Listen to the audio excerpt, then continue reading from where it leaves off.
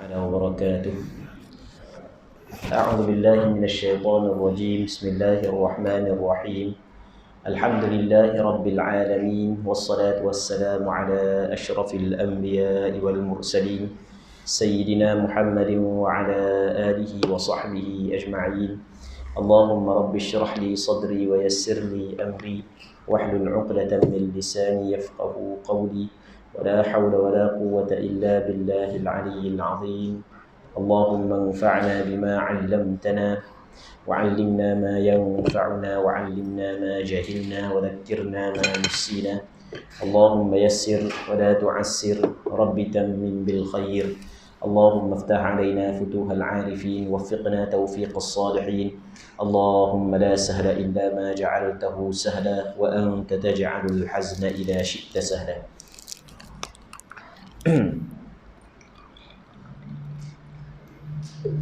InsyaAllah kita cuba baca beberapa soal jawab daripada buku soal jawab fiqh ibadat ba'd salat musafir jenazah, himpunan soal jawab fiqh berdasarkan mazhab Imam Syafi'i. Okey, jadi sebelum daripada membaca buku ni, ada ahli jemaah kita tanya soalan saat ni. Kita jawab lalu, takut tak ingat. Yang mana dia sebut bahawasanya kawang dia kawang dengan orang Bengali. Maksudnya bukan orang tempatang lah, gitu kan? Okey. Yang mana dia rapat dengan orang hak luar ni, sehingga kan orang luar saat ni tu amanahkan dia pegang duit lebih kurang dalam 7,000. Lepas tu sampai masa nak mula piti tak jumpa, dapat mana orang tu tak tahu hidup ke mati tak tahu. Dak kan nak cari dia, tak jumpa. Sampai ke sekarang tak jumpa cari. Baik. Soalannya, bagaimanakah dengan duit tersebut? Nak buat lagu mana dengan duit itu? Baik, jawapannya adalah, pada asalnya apabila orang tu sipang kepada kita, maka kita sipang. Kita pegang je duit itu. Sebab dia suruh kita sipang. Baik.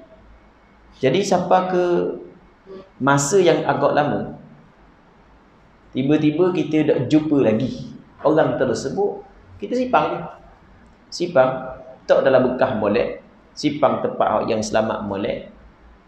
Kalau kita nak mati pun akan datang, kita pesan kanak kita bahawasanya ni adalah duit kawan ayah. Ni adalah duit kawan ayah orang Bengali sekian-sekian. Baik, dan boleh juga duit tersebut kita guna untuk berniaga. Dan keuntungan tu kita bagi kepada dia. Tapi malah nak buat kerja hak orang. Pernah dengar tak ada hadis hak yang 3 orang hak yang terperangkap dalam gua. Ada 3 orang hak yang terperangkap dalam gua. Setiap seorang berdoa kepada Allah dengan amalan ikhlas masing-masing. Salah seorang daripadanya, dia pernah dia pernah ada orang yang bekerja dengan dia, tapi orang tu dak nak bagi upah, tak tahu upah mana. Dia pun ambil duit tersebut, dia pun beli unta, beli tu, beli ni, sampai ke membiak, sampai masa orang tu mari tanya barang dia. Dia kata ni semua hak mu belakang orang tu ambil, tak tinggal sikit kepada dia. Masa dengar tak? Okey, sama juga dengan benda saat ni. Tapi kita malah nak guna PT tu buat cari, buat kaya orang, baik buat kaya kita. Biasa gitulah kita kan. Baik. Jadi cara dia apabila disuruh kita sipang je lah. Sampai masa akan datang, ni sebagai contoh, sampai masa akan datang yang mana dak jumpa dah dia, orang yang sebaya dengan dia mati belaka dah. Maka ketika tu tak ada masalah lah. Kita suruh anak kita meletakkan duit tersebut dalam mana-mana tabung masjid, ataupun surau, ataupun tafih, ataupun pondok. Nah, cuma kalau jumpa pula akan datang, kita akan bawa ke dia. Duit yang demo suruh hamba sipang tu, dia mari tua dah. Bokok dah mari. Minta muda biti. Hak 20 tahun lepas. Contoh. Akan bawa kita. Hamba tu tengok golik umur demo ni tak ada dah. Jadi hamba pun suruh orang sedekah. Patut meniak pahala ke demo. Dia kata kalau gitu tak ada masalah. Okey, selesai. Tapi kalau dia kata hamba tak mau pahala ambil kedai mana nak bitih. Contoh. Okey, kena beri piti dia. Sebab piti dia, bukan piti kita. Sebab dia mengamanahkan untuk kita simpan. Baik. Tapi masalah payah jugalah. Kena wasiat bergadang kepada anak tu, kena tulis bergadang. Main anak pula hak yang dapat jalan mana lesak piti. Baik. Muslimin muslimat yang dirahmati oleh Allah Subhanahu wa taala. Insya-Allah kita akan bincang daripada beberapa soalan daripada buku ni. Kita mengharapkan ada manfaatnya.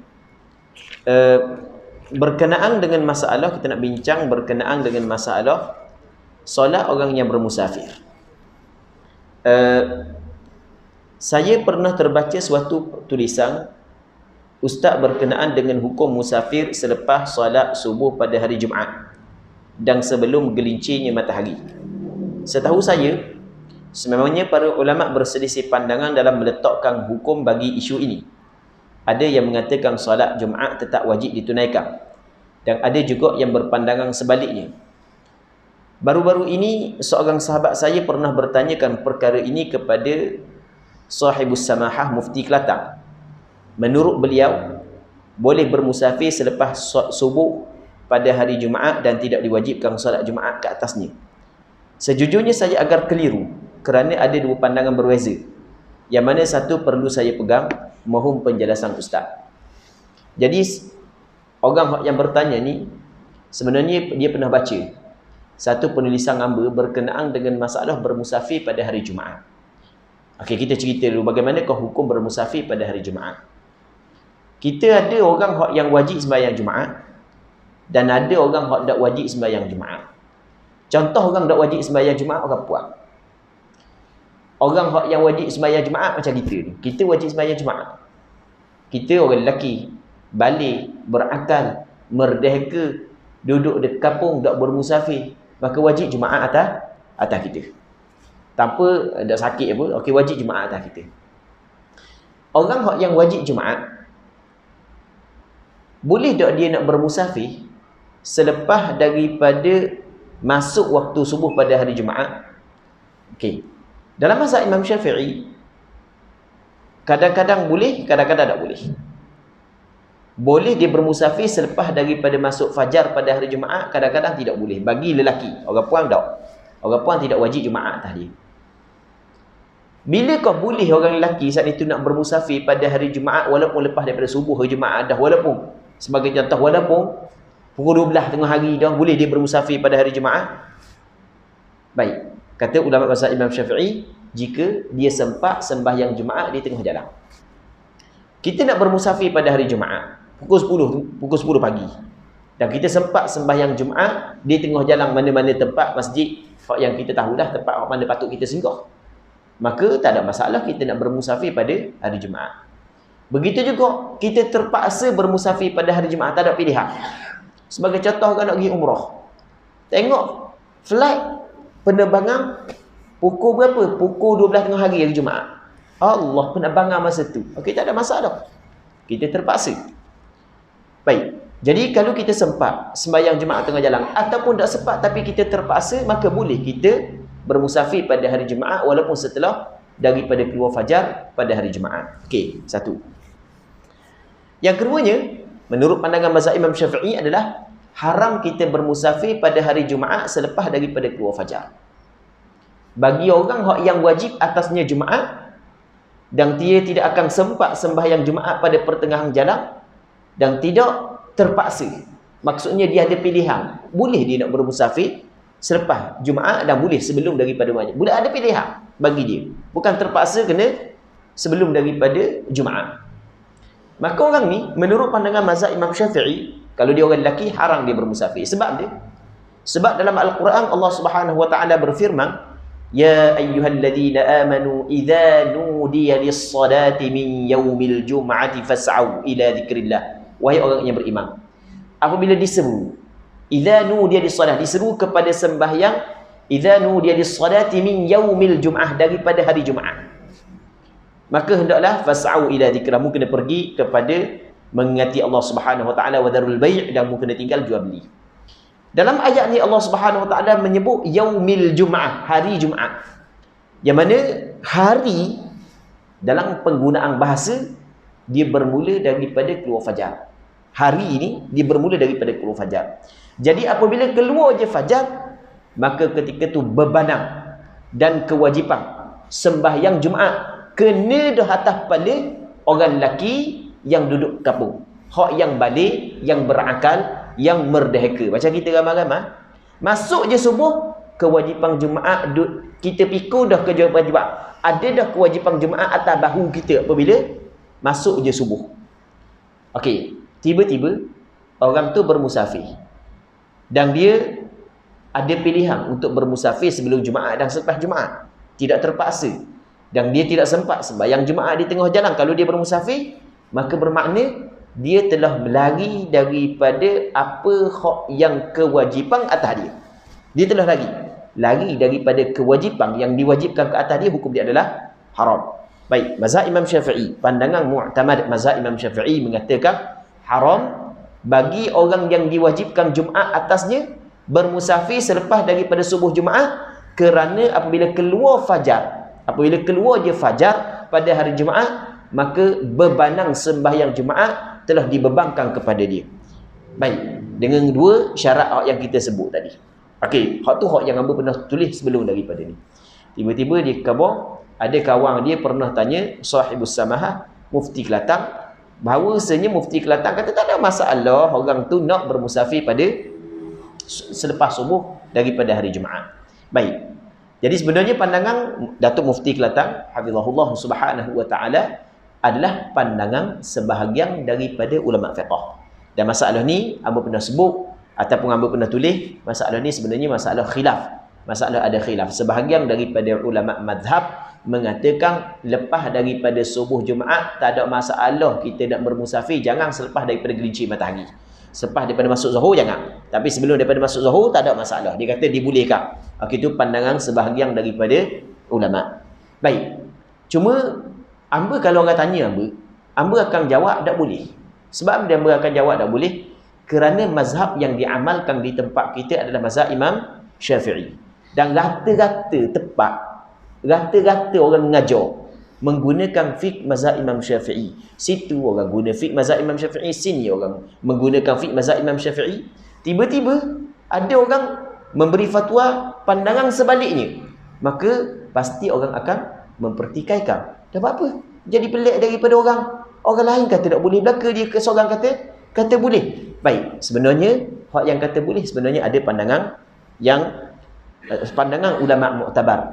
Cuma tak kena dengan keadaan di tempat kita yang bermazhab dengan mazhab Imam Syafi'i, tiba-tiba tidak ada apa-apa hajat dan apa-apa keperluan, tiba-tiba kita ambil pandangan selain daripada mazhab Imam Syafi'i, hak tu sebenarnya tidak sesuai.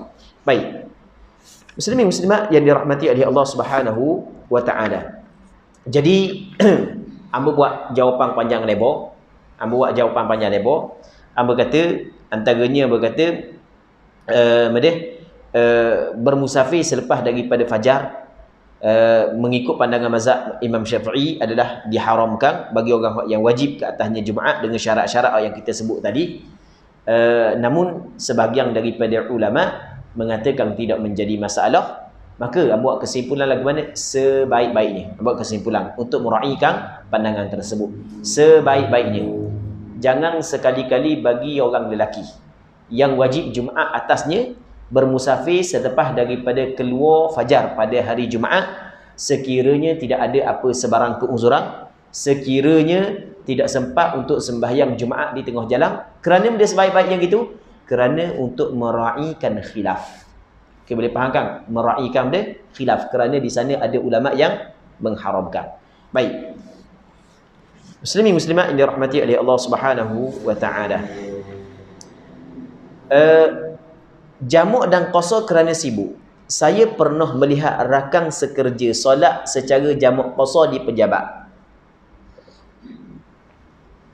Apabila ditanya sebabnya, beliau mengatakan dirinya sibuk dan tiada masa untuk solat secara tamam. Bolehkah begitu? Bukan jamak qasar hanya boleh dilakukan ketika bermusafir. Jawapannya tak boleh. Baik, jawapannya hukum dia tidak boleh. Oh, Sibuk hamba buat jamak sibuk. Sibuk buat jamak qasar boleh ke tak? Tak boleh. Tidak dibolehkan sengaja nak buat jamak qasar kerana sibuk. Semata-mata sibuk tak boleh. Dan tidak boleh ni bukan pandangan yang berlaku khilaf, bukan sepakat ulama. Oh, sibuk dengan PRU pula PRU yang 15 pula sibuk pula jadi tak apa, tak dam. Kena sembahyang qasar. Sembahyang jamak qasar. Kita jamak, kita qasar. Boleh ke tak? Tak boleh. Hukum dia adalah haram, berdosa besar kalau sekiranya buat. Kerana sengaja sembahyang di luar waktu yang asal tanpa sebarang uzur syar'i. Satu. Dan sembahyang hak yang pak dibuat dua tanpa sebab yang diizinkan oleh syarak, maka dia telah mendatangkan ibadat yang fasidah, ibadat yang rosak. Baik. Untuk kita faham masalah ni kita bincang secara panjang lebar sikit. Kita di sana ada sembahyang yang dinamakan sebagai sembahyang jamak, di sana ada sembahyang yang dinamakan sebagai sembahyang qasar. Ini kita kena faham dulu. Sembahyang jamak ada sebab-sebab yang membolehkannya, bukan kita boleh buat ikut dah. Sembahyang qasar begitu juga ada sebab-sebab yang membolehkan kita buat. Jamak sembahyang zuhur dengan asar, maghrib dengan isyak, sebab yang disepakati dalam mazhab Imam Syafi'i dua sahaja. Yang pertamanya adalah bermusafir, yang keduanya kerana hujan. Orang yang bermusafir boleh buat jamak zuhur dan asar, maghrib dengan isyak, sama ada jamak taqdim ataupun jamak takhir. Ini yang pertama. Yang keduanya kerana hujan. Dalam mazhab Imam Syafi'i boleh jamak taqdim sebab hujan. Ni yang buat contoh. Masa kita sembahyang maghrib tadi hujan lebat. Masa bagi salam mayang maghrib masih hujan. Maka ketika itu boleh kita buat jamak dengan isyak. Okey, kita khabar dah ke makmum. Tapi syarat kita buat di masjid lah, buat surah. Bagi orang yang jauh dari rumah dia daripada surah, nak mari pula sembahyang isyak kat lagi, jadi payah, basah jeru. Ini sebagai contoh sahaja. Kita khabar tu imam khabar, kita hujan lebat Kalau kat lagi kita bagi salam sembahyang maghrib, hujan lagi, kita pakai jamak kita pakai jamak lalu.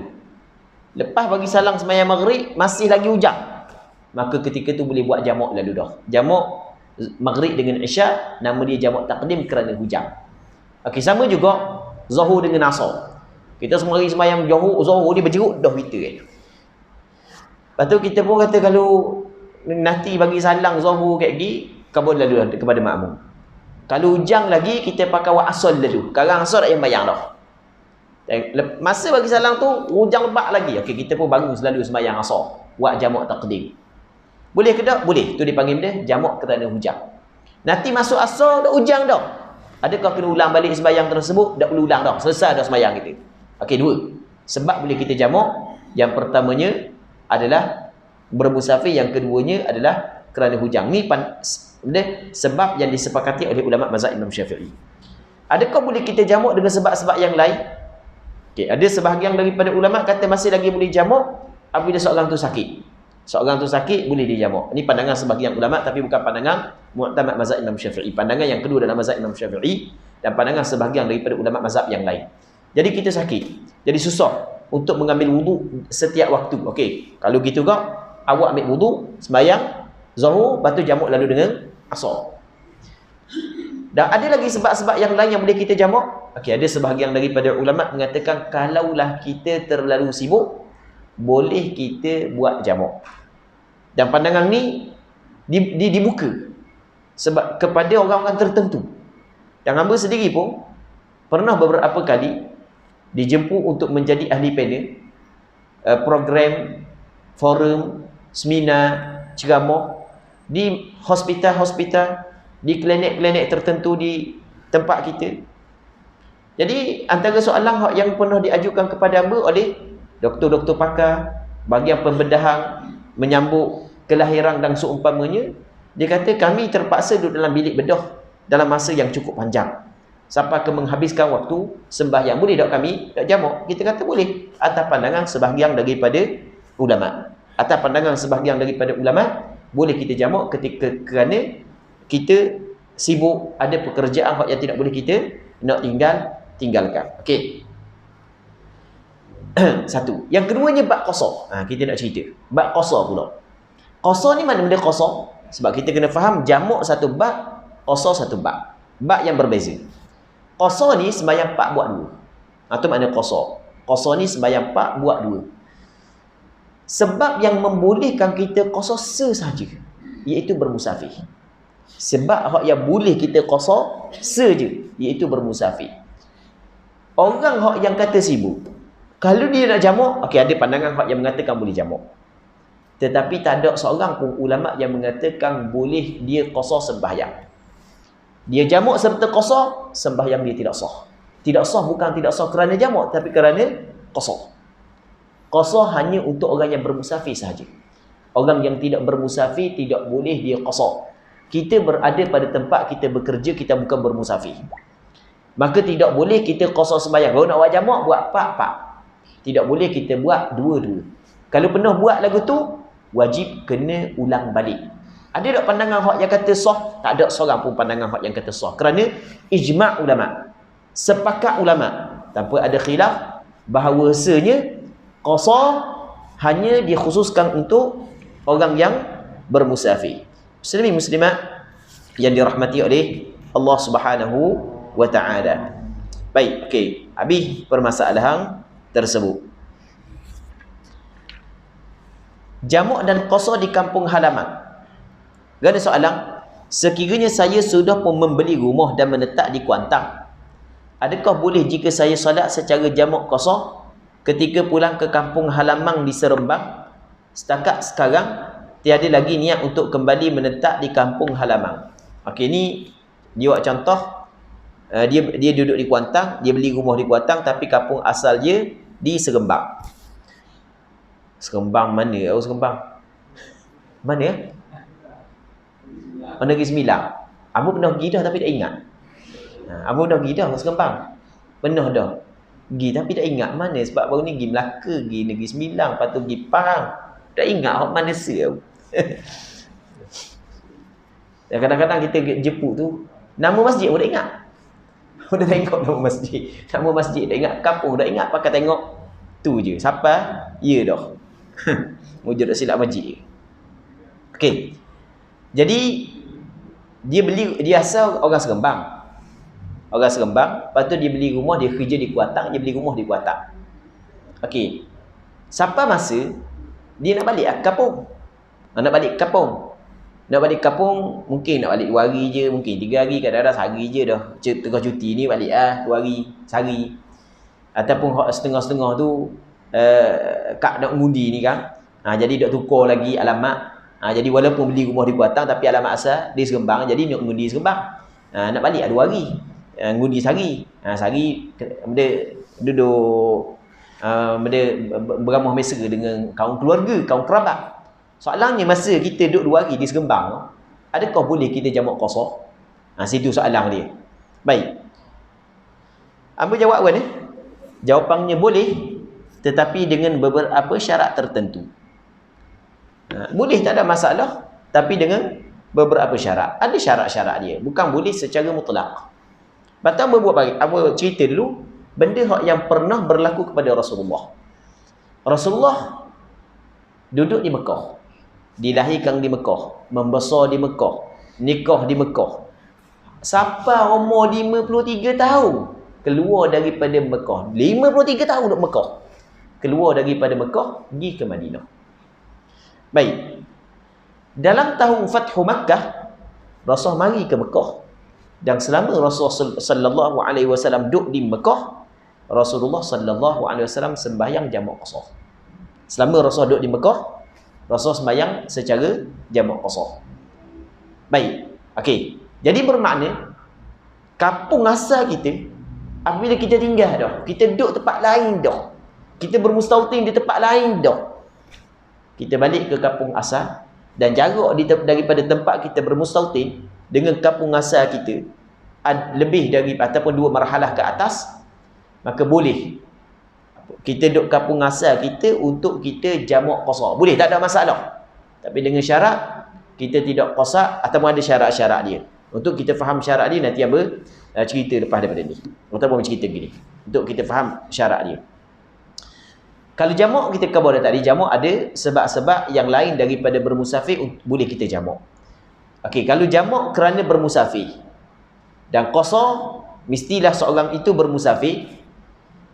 Selama mana orang tu bermusafir, selama itulah boleh dia jamak qasar. Selama mana dia bermusafir, boleh dia jamak qasar.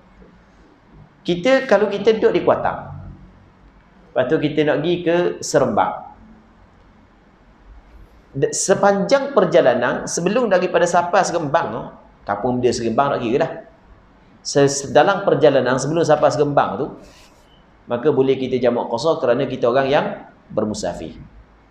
Apabila sampai di kampung kita, adakah masih lagi kita boleh bermusafir? Okey, kita tak payah kata Seremban lah. Kita kata Binjai. Ni Binjai tak Binjai. Ke dak sini? Dak sini dia. Kampung Jaya. Okey, kita buat contoh Kampung Jaya. Ni kita contoh Kampung Jaya dah. Kita buat contoh Kampung Jaya. Mudah sikit untuk faham. Jadi katakanlah kita orang Kampung Jaya. Kita duduk sini. Kita duduk kampung ni. Kita nak pergi mana? Kita nak pergi ke Pasir Putih, Kelantan. Kita nak pergi Pasir Putih, Kelantan. Jadi dari sini ke Kelantan, Pasir Putih tu cukuplah dua marhalah ke atas dah, lebih daripada 80 km. Bila kita keluar je Kampung Jaya ni, sampai Kejar, keluar Kampung Jaya, maka kita dikirakan sebagai orang yang bermusafir. Anda dah tahu, lepas Kampung Jaya, Kampung dia dah tahu lah. Okey, tak apalah.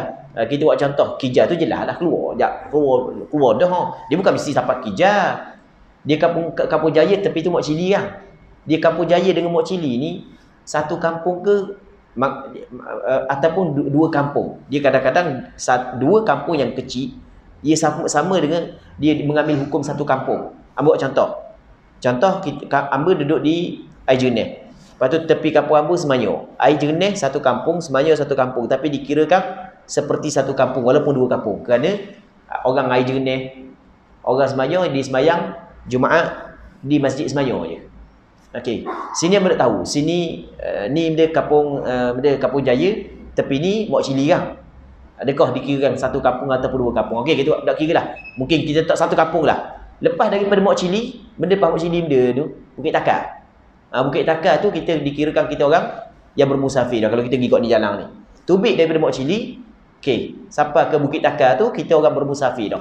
Maka situ boleh dah. Apa jadah tepi jalan, sembahyang jamak qasar. Boleh dah sebab dikirakan kita orang bermusafir. Dia orang bermusafir ni apabila ada qasak dalam hati dia, untuk pergi di suatu tempat yang jarak tempat tersebut ayat pergi dengan tempat kampung dia dua marhalah ke atas, dan dia keluar daripada kampung dia, dikirakan orang yang bermusafir yang boleh qasar sembahyang walaupun tak sampai lagi dua marhalah. Apabila ada qasak untuk pergi dan dia keluar daripada kampung dia, dikirakan dia sebagai orang yang bermusafir. Sepanjang perjalanan dia Amba kena tengok jam. Sebab ada satu program pula Pak ni, takut panjang. Ada program pula Pak. Sepanjang perjalanan dia, sebelum sampai di Pasir Putih saat itu, dia boleh jamak qasar. Apabila sampai Pasir Putih, adakah masih dia boleh jamak qasar ataupun tidak? Okey, kita kena tengok. Kena tengok lagu mana? Sampai Pasir Putih saat itu putus dak safar dia. Putus dak permusafiran dia. Dan bagaimana kita nak tahu putus dak permusafiran dia? Dia putus permusafiran ni apabila dia telah qasak untuk berada di Pasir Putih 4 hari ke atas. Kalau dia qasak duduk di Pasir Putih 4 hari ke atas tanpa dikira hari sampai dengan hari keluar, maka siapa je di kampung di Pasir Putih putus permusafiran dia. Tak boleh dah dia bermusafir. Tidak boleh dah dia nak jamak qasar. Berbeza kalau dia hanya nak duduk 3 hari, 2 hari, sehari, sampai di Pasir Putih belum lagi putus safar dia, putus perjalanan dia. Maksudnya masih lagi dia boleh jamak qasar. Okey, sama juga dengan orang ni. Okey, kampung dia duduk di Kuantan. Kampung dia di Seremban. Jadi kalau dia nak balik kampung dia 4 hari ke atas, tanpa dikira hari sampai dengan hari keluar balik, maka siapa je kampung dia tak boleh dah dia jamak qasar, kerana dikirakan dia sebagai orang yang bermukim, putus dah safar dia. Tapi kalau nak duduk 3 hari ke, nak duduk 2 hari je, maka masih lagi boleh dia jamak qasar ketika dia sampai di kampung dia. Baik. Dan hamba jawab panjang lebar. Bab ni yang berjawab panjang lebar. Cuma hamba kena sebut usaha lagi. Ni di antara benda yang masih lagi orang kita tidak faham. Ada orang kita dia faham lagu mana. Apabila kita nak pergi di satu tempat, nak duduk seminggu, kita sampai tempat tu boleh kita jamak qasar selama 4 hari. Lepas daripada 4 hari baru tak boleh jamak qasar. Ramai lagi orang kita faham lagu tu. Hak tu sebenarnya tak betul. Hak tu tak betul. Dia belajar mana tak tahu hak tu. Hak tu sebenarnya tidak betul. Tidak boleh begitu. Salah gitu. Dia kalulah kita nak pergi dah, kita telah qasar untuk pergi di satu tempat, nak duduk situ lebih dari 4 hari ke atas, sampai je tempat tu tak boleh dah kita jamak qasar. Kerana apabila kita sampai di tempat tersebut, kita telah dikirakan sebagai orang yang bermusafir dengan sebab kita telah berniat untuk tinggal di situ 4 hari ke atas. Tu kita kena faham. Baik. Tu kita kena faham, muslimin muslimat yang dirahmati oleh Allah Subhanahu wa taala.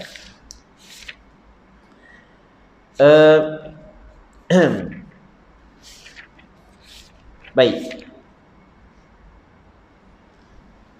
Jamak takdim antara solat Jumaat dan Asar. Jadi orang tanya hukum jamak takdim antara solat Jumaat dan Asar. Dia pada asalnya sembahyang jamak ni adalah untuk Zuhur dengan Asar, Maghrib dengan Isyak. Itu asal. Adakah boleh kita nak jamak Jumaat dengan Asar? Hak ni berlaku khilaf di kalangan ulama. Sebahagian daripada ulama mazhab mengatakan tidak boleh. Sembahyang Jumaat tidak boleh dijamak dengan sembahyang Asar, kerana hak yang boleh jamak Zuhur dengan Asar, bukan Jumaat dengan Asar. Itu pandangan sebahagian ulama.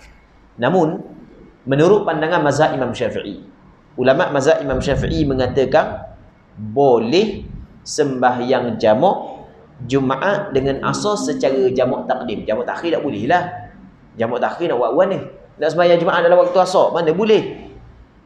Sebab dia, sebab syarat sah Jumaat mesti dilakukan dalam waktu Zuhur. Ni masalah jamak takdim. Boleh ke tak? Okey, atas pandangan sebagian ulama boleh. Ni kita buat contoh. Kita pergi Madinah. Kan kita nak pergi buat umrah. Dia biasa kita duduk Madinah 3 hari, duduk umrah duduk Mekah 7 hari. Biasa gitulah. Madinah 3 hari, umrah di Mekah 7 hari, perjalanan pergi sehari, perjalanan balik sehari. Capur semua sekali 12 hari. Ni gitulah package umrah. Kalau dulu orang pergi 2 minggu. Dan ni travel pakak nak belawang harga lah. Nak belawang harga lah sekali nak pergi nampak murah nak wah ni nampak nak pergi murah kan. Okey. Lah sekali dia kurang hari. Dan ada pula nak murah sikit. Dia duduk Madinah 5 hari, Mekah 5 hari. Boleh murah sikit. Sebab dia sebab hotel di Madinah dia murah berbanding dengan hotel Mekah. Dan hak nak murah lagi, ada hak masuk Taif dulu, duduk Taif 2 hari, kau murah lagi hotel. Baik. Tak apalah waktu buat umrah. Kita nak cerita mana kita biasanya duduk Mekah 3 hari. Tapi ada kat ni package duduk Mekah pula, duduk Madinah 3 hari. Tapi ni ada kat package duduk Madinah 5 hari. Baik. Ada apalah package mana kita pilih sekali pun. Sebenarnya benda orang nak perhati model. Nampak kadang-kadang kita banding harga tapi kita tengok bilangan hari je. Madinah, kalau Madinah 5 hari, Mekah 5 hari, memang dia lebih murah. Sebab hotel di Madinah lebih murah berbanding dengan hotel di Mekah. Baik, kita nak cerita ni. Biasa kita duduk Madinah 3 hari je. Jadi apabila kita duduk Madinah 3 hari, bermakna kita duduk di Madinah, kita masih lagi dikirakan orang bermusafir.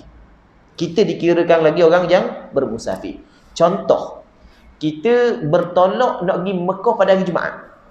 Kita bertolak nak pergi Mekah pada hari Jumaat.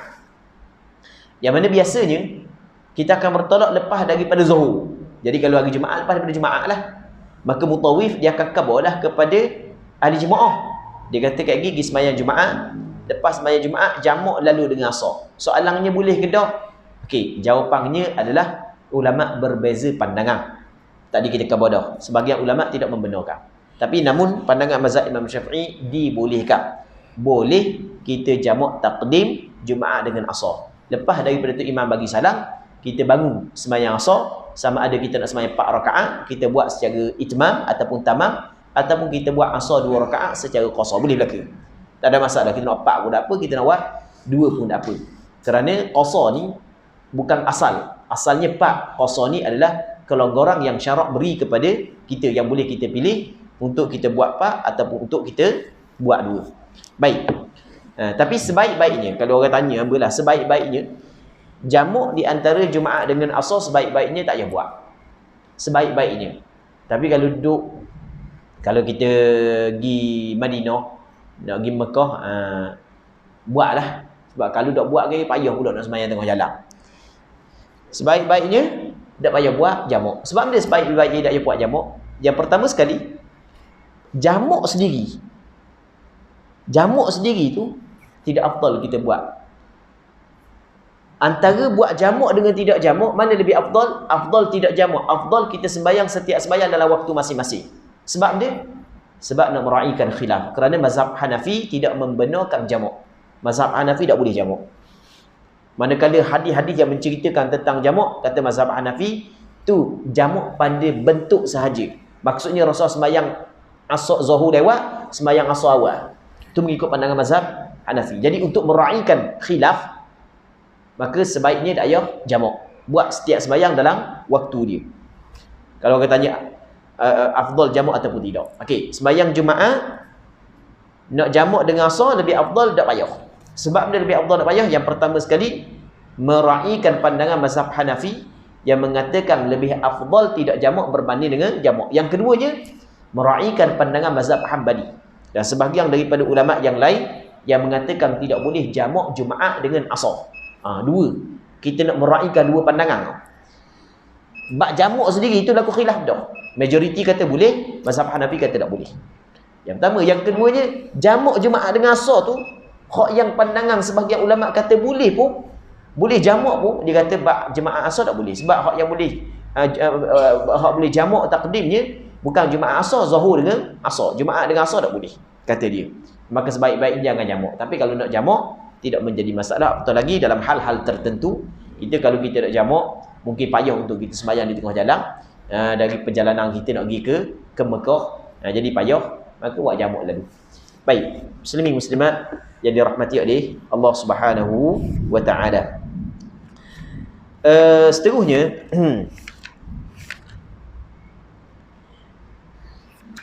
ikut imam muqim pada rakaat yang ketiga. Baik. Jadi berkenaan dengan ikut imam muqim pada rakaat yang ketiga ni, kita tak baca malam ni. Kita baca akan datang pula kalau sekiranya sempat. Amba nak buka soalan sekejap kalau sekiranya ada, sebelum daripada berhenti. Ada tak nak tanya benda?